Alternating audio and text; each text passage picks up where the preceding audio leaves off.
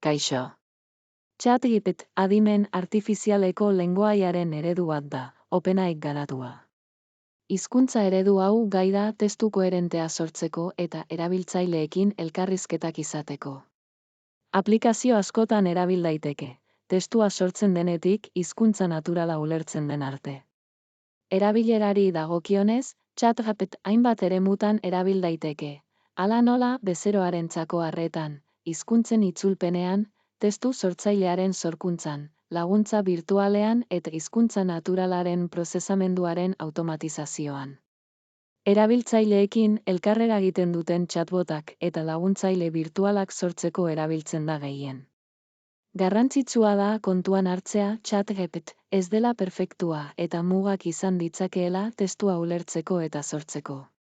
Gainera, kasu batzuetan horiek erabiltzeak kezka etikoak eta legalak sor ditzake, batez ere legez kanpoko edukia edo eduki engainagarria sortzen denean.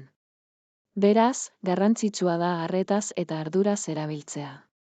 Laburbilduz, ChatGPT adimen artifizialeko lengoaiaren eredu bat da, askotariko aplikazioetan erabil daitekeena. Testu sorkuntzatik lengoaia naturalaren prozesamenduaren automatizazioraino. Hala ere, arretaz eta arduraz erabili behar dira, batez ere kezka etikoak edo legalak sor daitezkeen kasuetan.